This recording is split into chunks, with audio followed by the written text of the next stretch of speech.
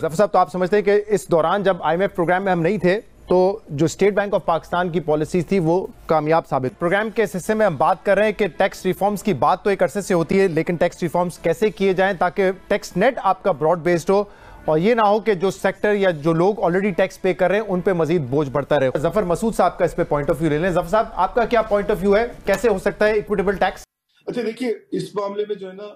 ایک تو ہمیں تھوڑا سا ریئلسٹک ہونا پڑے گا، اور ریئلسٹک اس سینس میں ہونا پڑے گا کہ جو ہمارا بھی ٹیکسیشن کا نظام اگر آپ دیکھتے ہیں تو ہمارا ٹیکسیشن کا نظام میں ویسے تو ہم ایک بات ضرور کہتے ہیں کہ صرف 3 ملین لوگ ٹیکس دیتے ہیں، لیکن ریالٹی یہ ہے کہ تقریباً ہر پاکستانی ٹیکس پے کرتا ہے، کیونکہ 90% سے زیادہ ہمارا جو ٹیکس کلیکشن ہے وہ انڈائریکٹ۔ تو لوگ جو ہیں وہ اپنے سیل فون پہ بھی ٹیکس پے کرتے ہیں، لوگ اپنے پیٹرول پہ بھی ٹیکس پے کرتے ہیں، لوگ جو ہے وہ اپنی یوٹیلیٹیز پہ بھی ٹیکس پے کرتے ہیں، ایون ٹو دی ایکسٹینٹ کہ جن کے پاس ٹی وی نہیں ہے وہ بھی پی ٹی وی کی جو فی ہے وہ ٹیکس تھرو دا بل پے کرتے ہیں۔ تو لہٰذا ٹیکس پیمنٹ کی جہاں تک معاملہ ہے، تقریباً پوری آبادی پاکستان کی جو ہے وہ ون وے اور دی ادر ٹیکس ضرور پے کرتی ہے، اور اس کے اندر جو پرائمری ریزن ہے وہ یہ کہ جو ہمارا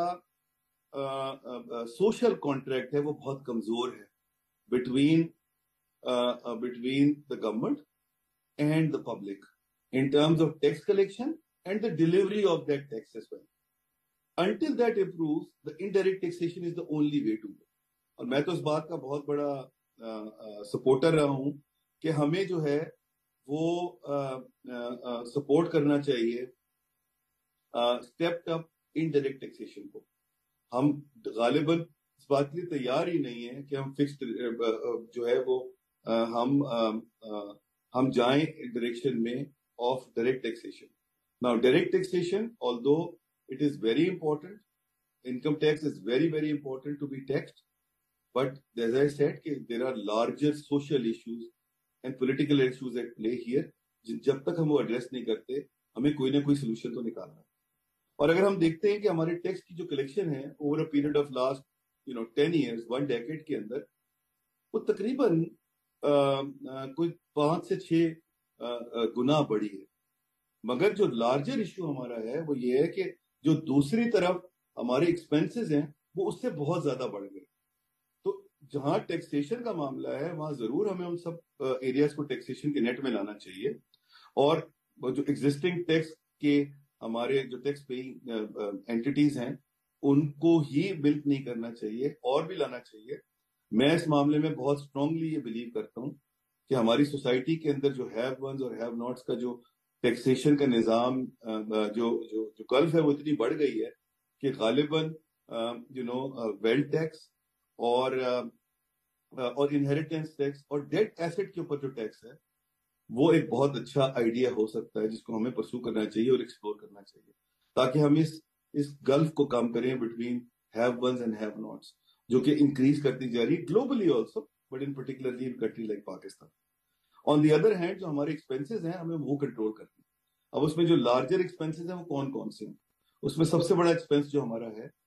وہ ڈیٹ سروسنگ کا ایکسپینس ہے۔ جو ڈیٹ سروسنگ ایکسپینس جو ہے وہ 2 چیزوں سے ڈرائیو ہو رہا ہے، ایک وہ انٹرسٹ ریٹس کی بڑھنے سے ڈرائیو ہو رہا ہے، اور دوسرا وہ ڈی ویلیویشن سے ڈرائیو ہو رہا ہے۔ The fact of the matter یہ ہے کہ جو ڈی ویلیویشن کا معاملہ ہے اور جو انٹرسٹ ریٹ کا معاملہ ہے، ہمیں پہلے تو خود اپنی تیاری کر کے جو ہمارے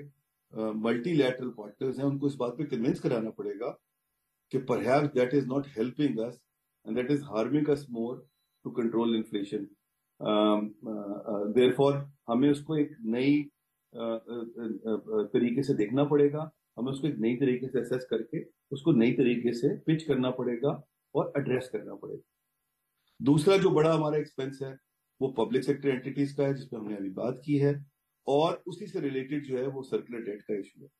اب سرکولر ڈیٹ کا معاملہ بھی میری حد تک بہت ریزالویبل ہے،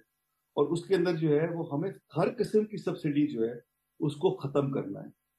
ساری سبسڈی ختم کیجیے، اور پھر we should only go toward grant, جس کی ہم بات کرتے ہیں، جس کو ہم یوز کرتے ہیں BISP کا اسکور کارڈ یوز کر کے، یا نیشنل سوشیو اکنامک رجسٹری کا اسکور کارڈ یوز کر کے 30-40 ملین جو خاندان ہیں ہم ان کو کیٹر کریں تھرو ٹارگیٹڈ سبسڈی۔ اور یہ ٹارگیٹڈ سبسڈی کے معاملے میں آپ کو ملٹی لیٹرل سے بھی اور بائی لیٹرل سے بھی بہت زیادہ سپورٹ ملے گی. There is a bind on their part as far as targeted subsidies concern. اور دوسرا, ہمیں صرف ان ایریاز کو سبسڈی دینی چاہیے کہ جو ہمارے لیے ایکسپورٹ فلوز لا سکتے, یہ پرفارمنس ڈریون ہو, اور یہ اس کی ایک لائف ہونی چاہیے, اور اس لائف کے بعد ہم اس کو ریویو کریں اور دوبارہ سے اسیس کریں